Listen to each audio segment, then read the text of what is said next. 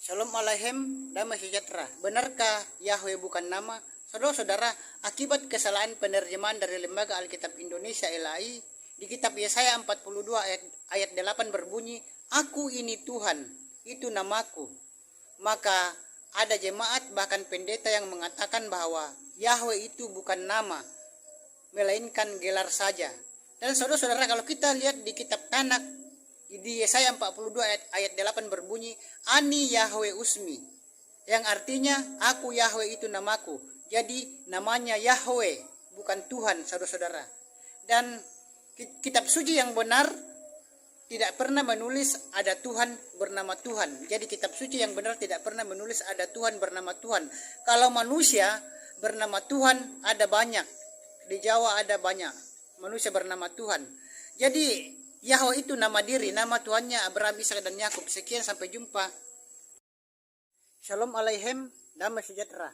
Apakah Allah itu dari Al-Ilah? Saudara-saudara, Allah itu bukan dari Al-Ilah, saudara-saudara. Dan orang Nasrani dan Kristen di Indonesia itu ada yang berpendapat bahwa Allah itu dari Al-Ilah. Padahal Allah itu bukan berasal dari Al-Ilah. Dan Allah itu, saudara-saudara, adalah nama sesembahan atau nama Tuhan umat Islam. Dan sebelum Islam lahir, saudara-saudara, Allah itu merupakan salah satu di antara 360 dewa suku Quraisy sebelum Islam ada.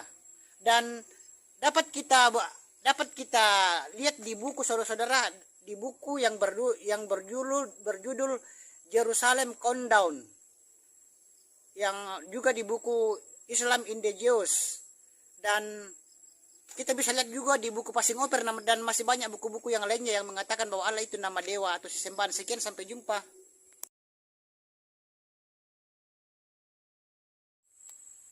Shalom Aleichem, damai sejahtera. Apakah setan bisa membuat kita berdosa? Saudara-saudara, di sini saya memberitahukan bahwa setan itu tidak bisa membuat kita berdosa, saudara-saudara. Setan itu hanya merayu dan membujuk kita manusia dan memperdaya kita manusia agar kita berbuat dosa atau melakukan dosa. Dan saudara-saudara, dosa itu disebabkan oleh keputusan dari diri kita sendiri. Dan saudara-saudara, di dalam Yakobus 1 ayat 13-15 berbunyi, tiap orang itu dicobai oleh keinginannya sendiri. Dan saudara-saudara, setan itu hanya dapat menggoda Hawa. Setan menggoda Hawa di Taman Eden, tapi Hawalah yang memutuskan untuk berbuat dosa. Jadi keputusan untuk berbuat dosa itu ada di tangan Hawa, saudara-saudara. Jadi janganlah menyalahkan setan, saudara-saudara, karena keputusan untuk berbuat dosa ada di diri kita. Sekian, sampai jumpa. Shalom Aleichem, damai sejahtera.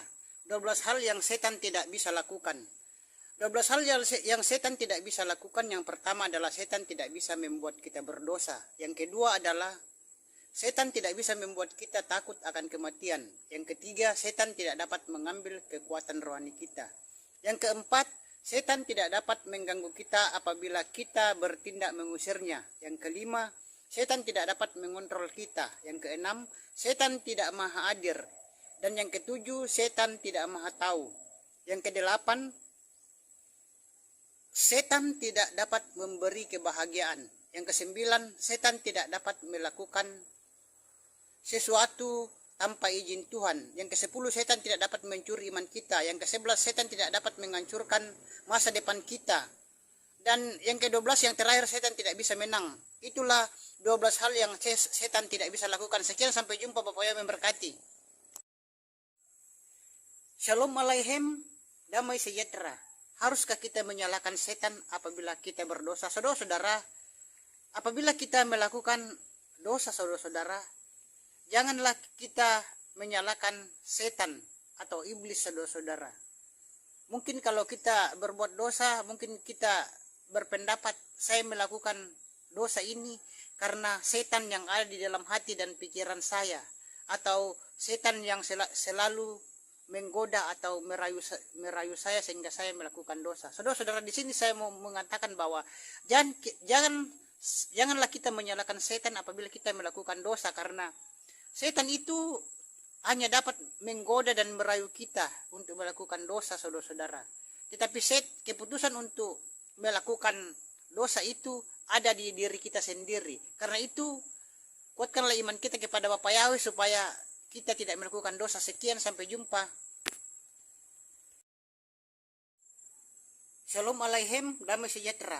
Bolehkah manusia dinamai Tuhan? Saudara-saudara dimanapun berada saat ini, ada orang di Jawa itu yang diberi nama Tuhan, dan di KTP-nya itu namanya Tuhan, saudara-saudara. Dan saudara-saudara, banyak orang yang mempermasalahkan kalau ada orang yang diberi nama Tuhan oleh orang tuanya.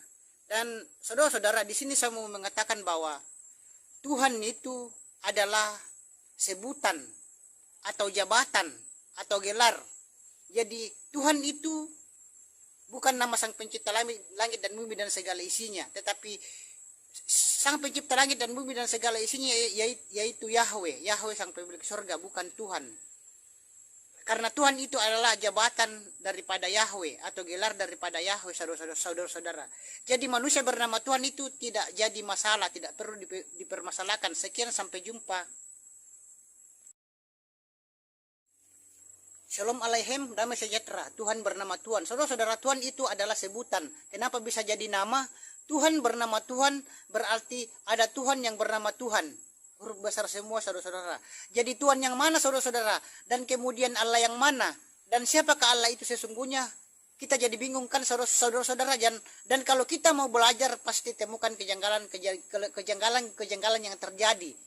Ini kenapa demikian, saudara-saudara? Itu karena terjemahan kesalahan dari LAI, Lembaga Alkitab Indonesia. Ini buktinya, saudara-saudara, di 1 Raja-Raja 18 ayat 39 LAI, ketika seluruh rakyat melihat kejadian itu, sujudlah mereka serta berkata, Tuhan dialah Allah, huruf besar semua. Tuhan dialah Allah, Tuhan huruf besar semua.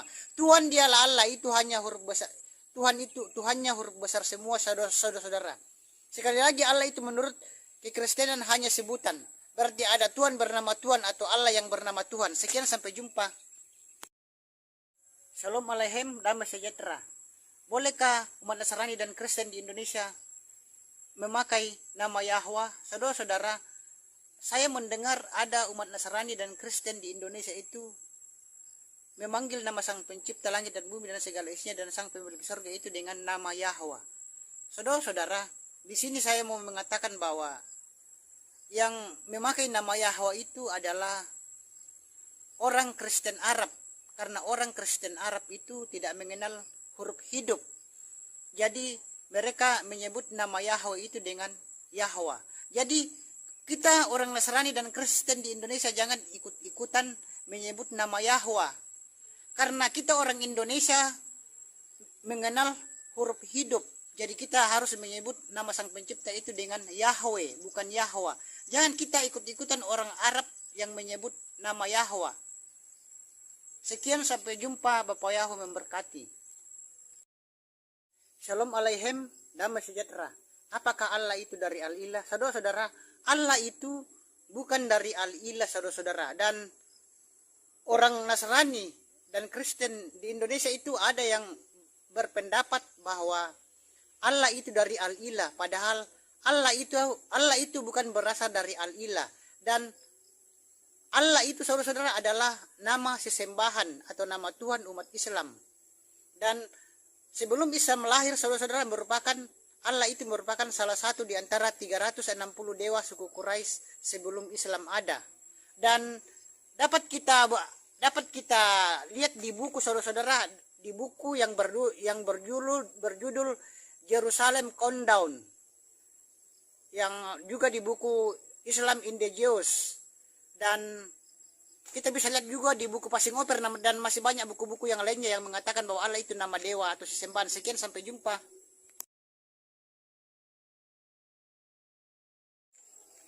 Shalom Aleichem, damai sejahtera. Apakah setan bisa membuat kita takut akan kematian?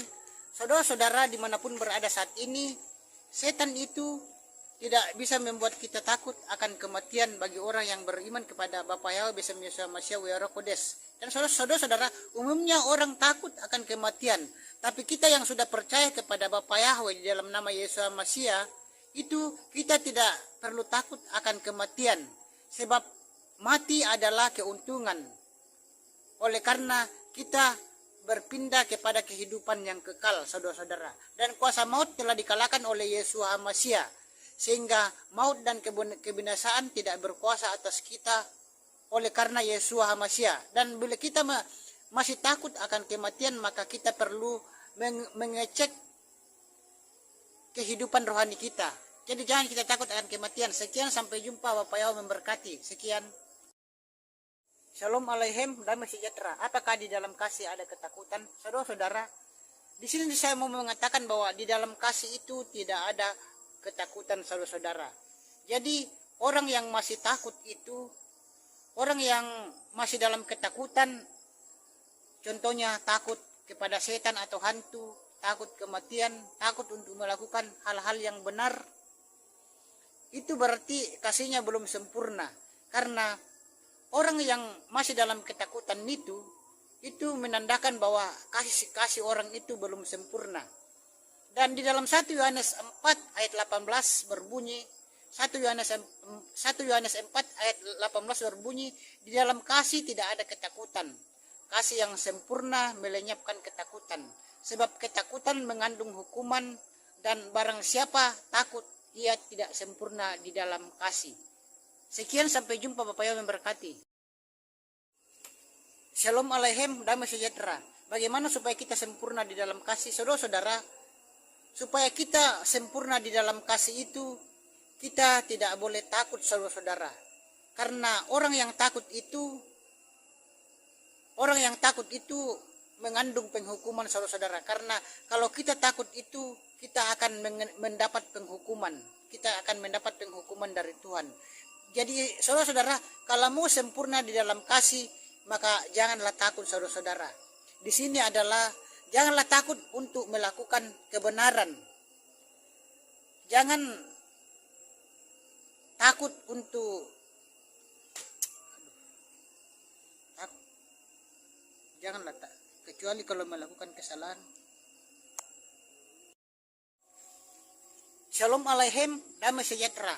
Bunyi 1 Yohanes 4 ayat 18. 1 Yohanes 4 ayat 18 berbunyi, di dalam kasih tidak ada ketakutan. Kasih yang sempurna melenyapkan ketakutan. Sebab ketakutan mengandung hukuman. Dan barang siapa takut, ia tidak sempurna di dalam kasih. Itulah bunyi Yohanes 4 ayat 18, saudara-saudara. Jadi saudara-saudara, kita sebagai umat Nasrani, Kristen dan Katolik, kita tidak boleh takut, saudara-saudara. Karena orang yang takut akan menghadapi penghukuman dari Tuhan. Dan orang yang takut itu tidak sempurna dalam kasih. Karena itu kita sebagai umat Tuhan, umat Bapa Yahweh, di dalam nama Yesus HaMasiah tidak boleh takut kepada setan atau hantu. Tidak boleh takut menghadapi kematian. Karena orang yang di dalam nama Tuhan, di dalam nama Yesus HaMasiah akan mendapat hidup yang kekal. Dan jangan takut melakukan kebaikan. Sekian, sampai jumpa. Shalom Aleichem, damai sejahtera. 12 hal yang setan tidak bisa lakukan. 12 hal yang setan tidak bisa lakukan. Yang pertama adalah setan tidak bisa membuat kita berdosa. Yang kedua adalah setan tidak bisa membuat kita takut akan kematian. Yang ketiga, setan tidak dapat mengambil kekuatan rohani kita.